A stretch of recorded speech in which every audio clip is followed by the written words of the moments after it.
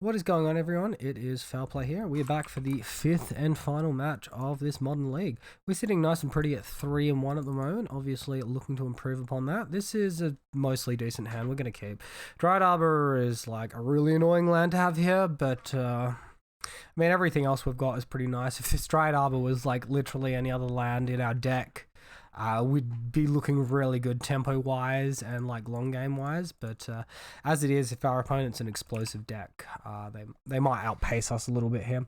We're versing Fur MTG, and they lead with Spire Bluff Canal and nothing else. We find Daybreak Coronet. Okay, well, if it's Storm, I'm probably not going to race them and win. There's potential they've got something like Spell Pierce here. I think leading on Sentinel's Eyes is the best for that scenario.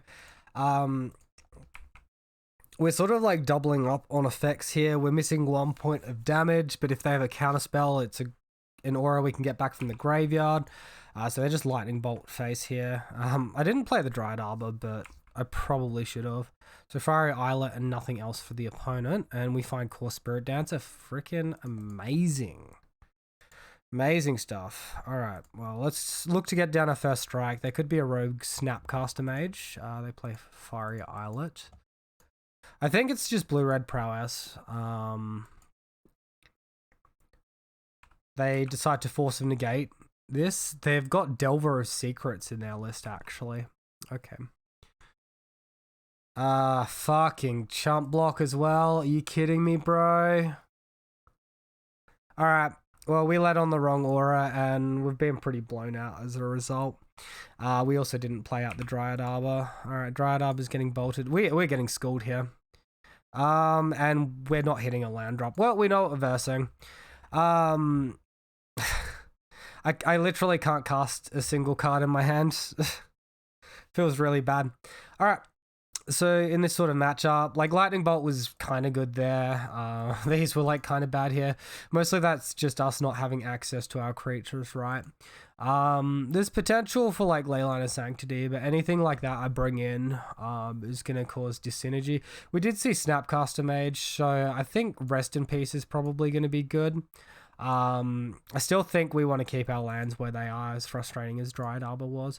So the choice is between Dramoka's Command or Core Spirit Dancer. I think I'm just going to take one of each out and we'll get back into it.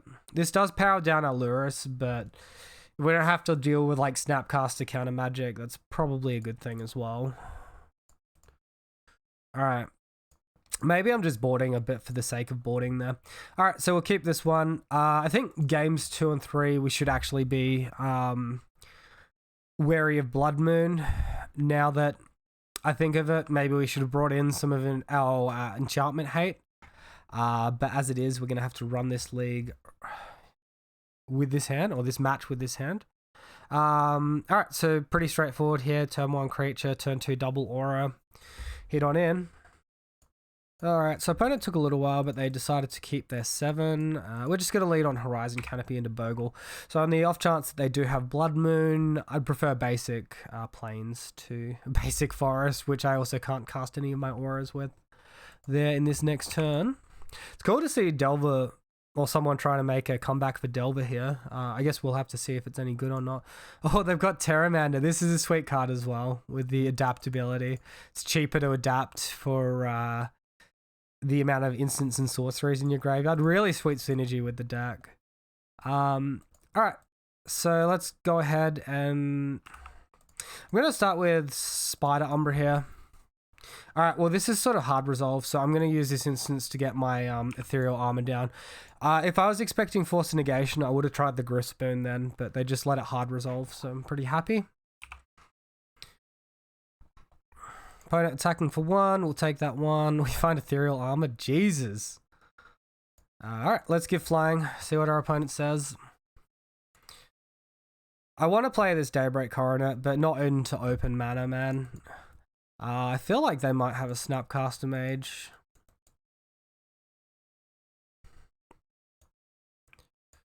So this Ethereal Armor is baiting the way for Daybreak Coronet next turn.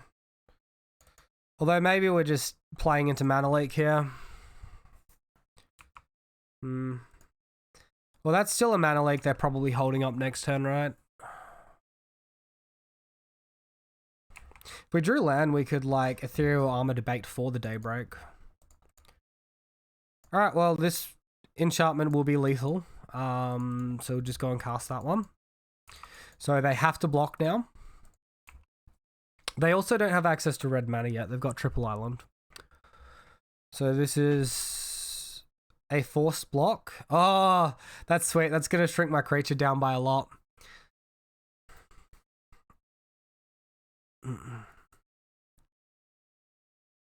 I think my opponent maybe thought he'd steal it, but the effect is pretty similar. The difference is like 1 extra power on my guy. Maybe he thought that he could put it on his Terramander, block, and kill my Totem Armor. So let's see, are we facing Blood Moon here? I think it's a little late for Blood Moon. Young Pyromancer. Ooh. I guess we could expect Pyromancer in a blue-red double list. Oh, baby. We're not going to need Daybreak to win the game. Let's attack. We'll post-combat at Daybreak. Actually...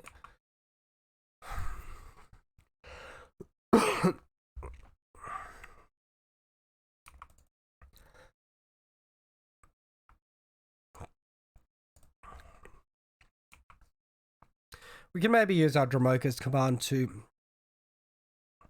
Alright, opponent using Ether Gust here. Let's put a 1/1 counter on our creature and fight our creatures.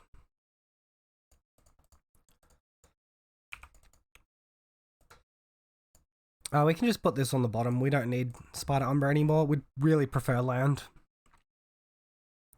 So opponent lost pretty much all their creatures off that whole exchange then. Especially with like the fetch basic. I'm really quite scared of Blood Moon here. I think they chose not to play it. Even though it was in their deck. Let's remove these Rest in Peace. Dromoka's command is actually good because it gets rid of Blood Moon as well. I think we just completely cut the core Spirit Dancers. And run something like this. Reminder as always, guys, if you have not done so already and want to help support the channel a little bit, make sure you subscribe to my channel here on YouTube. Look me up on Twitch. Follow me on there as well. It'll help me a lot, get those numbers up initially, grow the channel, all of that good stuff that makes it rewarding in the long run. All right, so we mulled a 6 here. This 6 looks pretty good. We've got at least access to 1 basic, so we need to put 1 card on the bottom. Honestly, there's possibility for like Anger of the Gods as well. I think I like putting the Horizon Canopy on the bottom here. It's probably better to keep a random Spider Umbra than play around like fetching the Horizon Canopy. Like that's a little bit janky. Alright, so we find a Temple Garden. So I'm a little bit happier that I bottomed that land now. And remember, we're going to look to play around a Blood Moon from our opponent.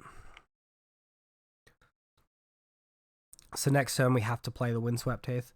We're going to potentially get clogged up with double green aura in hand then, which could be irritating. Maybe we fetch the basic green instead, the basic forest.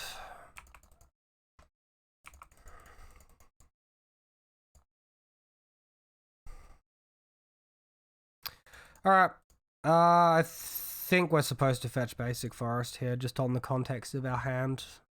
We'll make it really impossible for us to ever get Lurrus, but also if we draw our enchantment hate, a lot of that utilizes green mana, like the Seal of Primordiums, right?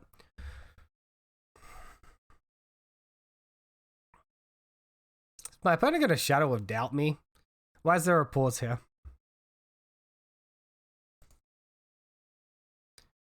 Get that forest.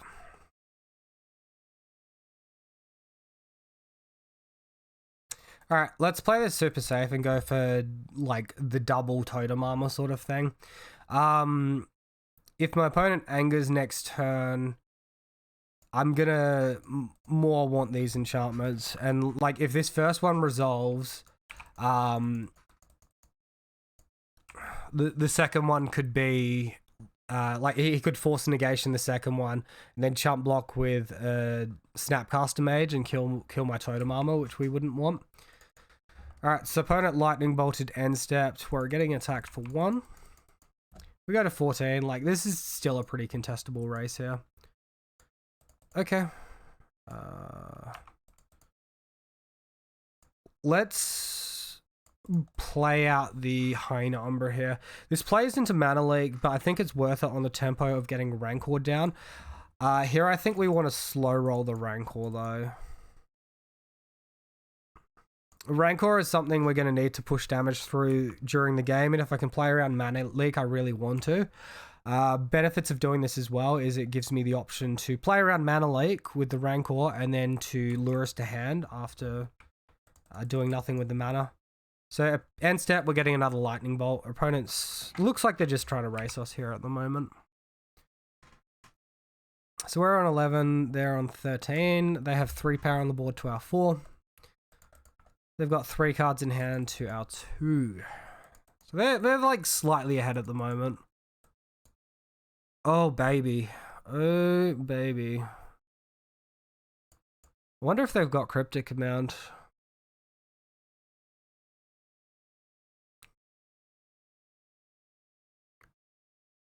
Alright, let's shock this in. We stand to gain the life back anyway. We're playing around exactly 1 Mana Leak here.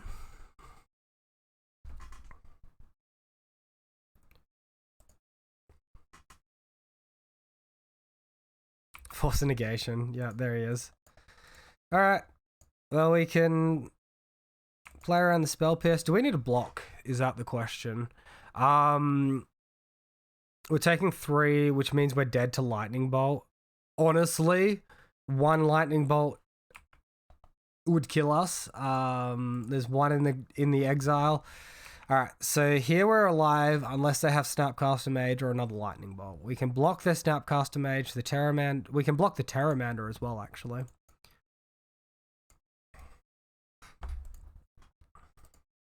Maybe shocking was a bit hasty there.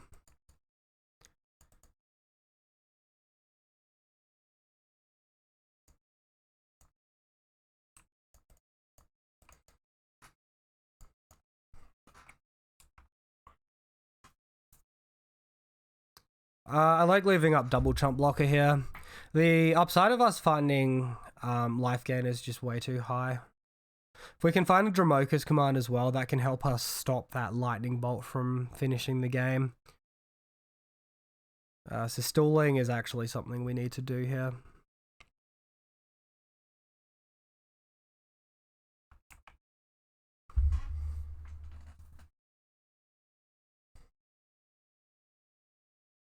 See, like just slow rolling the Lightning Bolt this whole time.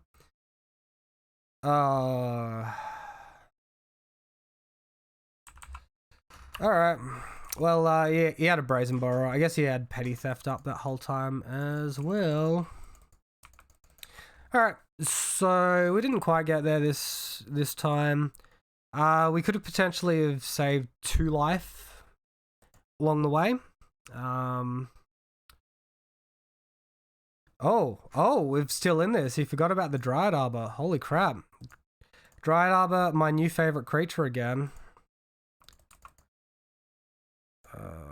Okay. So we go to 1.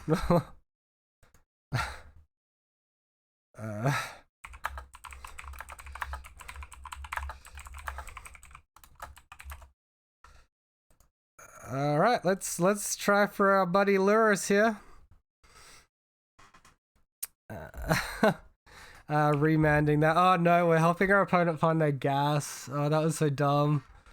All right, well, we're leaving up these chump blockers.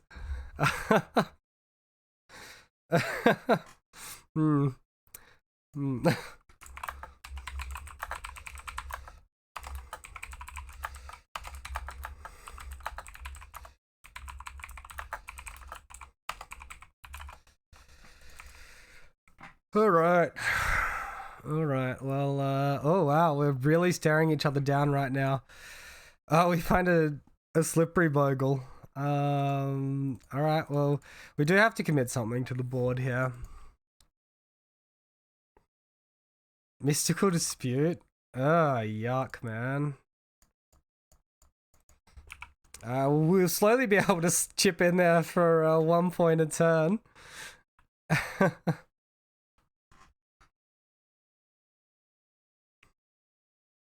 Well, mystical dispute out of hand, paving the way for us to draw Daybreak Coronet and resolve it. Let's see what happens. This is a sweet deck. Oh, Young Pyromancer, Jesus. Delver of Secrets as well. Oh god. No cards in hand. Okay, well, if we've got it, we've got it.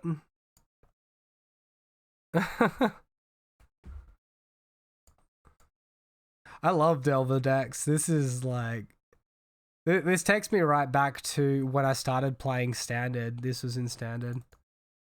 Oh, fuck. That's not too bad.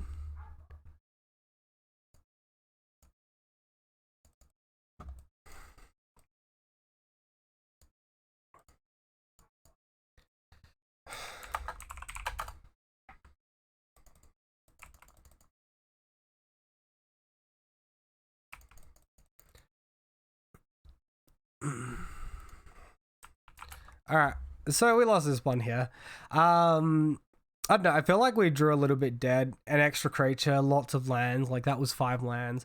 The second Windswept Heap helped us stay in the game on that one fragile life. But yeah, we're just done here. We are just done here.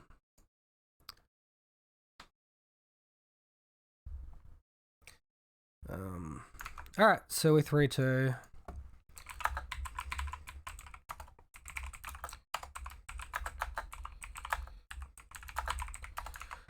Alright, so 3-2, you know, that's always a good result. Definitely always happy with a 3-2. So list-wise, what do I think? I don't think Dromoka's Command is warranted as our only removal spell in the deck. Having played a lot of the matchups, there's definitely been spots where I'd prefer Path to Exile. That is while taking into account that our opponents, that like our creatures are pretty big compared to our opponents. So I think we need to make room for some more Path to Exiles here.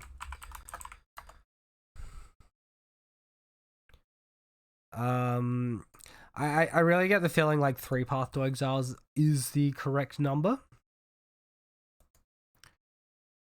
And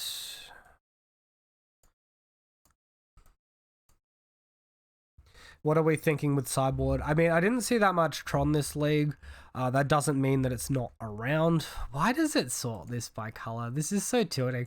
It always sorts the left, your main deck, automatically by CMC, but your sideboard it's sort of by color, and it's so tilting. See that ley line on the left? I just can't stand it, man. All right. So Rest in Peace seemed perhaps like my weakest card here. It's possible that I'm going slightly too hard on this graveyard hate as well. On this artifact hate as well, pardon me.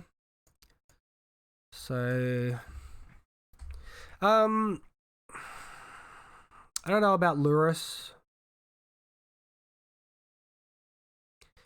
Yeah, it's always like the sort of card where if it's good, it's really good, and if it's not, it's sort of a wasted sideboard slot, but I think it's okay. I think the first thing we need to do is get less greedy with these Dromoka's Command. At most, we're going to be able to work 2 into the list, I feel. Let's just go slightly like that, so we can go slightly like that. Okay. Now, I think it is really, really important to keep a large number of Totem Armors in the deck at the moment. I feel like 7 is the correct number. I've seen a lot of lists going about that are running 4 Spider Umbras and like 2 Hyena Umbras.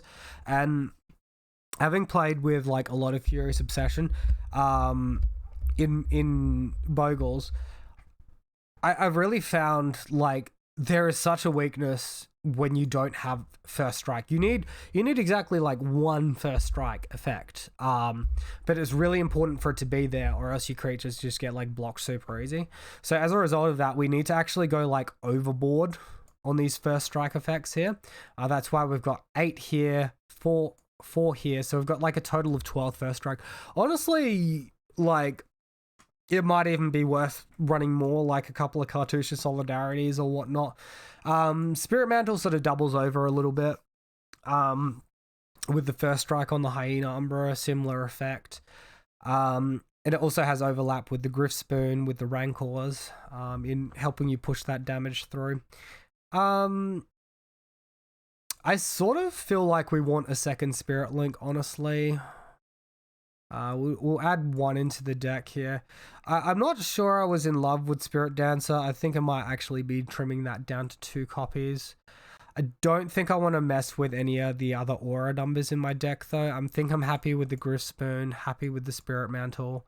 So that's going to lead us to putting these Remoka's command to the sideboard, right? And now with the sideboard, like, I feel like the most obvious cut is either Gadok Teague, 1 Gadok Teague, and like 1 something else, or 2 Rest in Peace. Honestly, I didn't see that much where I'd want Rest in Peace. Let's just get it out of here. Most of the times we're going to be bigger than Tarmogoyf anyway. We got these Path to Exiles.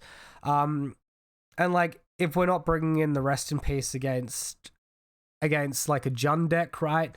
It sucks because we're not 2-for-1ing or 3-for-1ing their Tarmogoyfs and shrinking them down and shutting off their Scavenging Ooze, their Croxer. But on the plus side, like, we're obviously bringing in ley lines. So if we're not removing an extra couple of cards, an extra couple of auras, probably Spirit Links, honestly, against Jund. If we're not removing those extra couple of auras, it means that we have extra aura density, so we're gonna hit our auras more often. Our creatures are gonna be bigger, and like, it does help with like our own synergies, even if we're not disrupting our opponent's synergy, right? So that's enough rambling from me today, guys. I hope you enjoyed it. I hope you enjoyed the metagame and everything that's going on at the moment in Modern. As always, let me know what you think down below. If you've got any interesting deck inclusions, any decks you want to know how to beat as well, shoot me a question. I'll tell you what tech I think is good. Thanks, guys. Have a great day. I'll see you next time.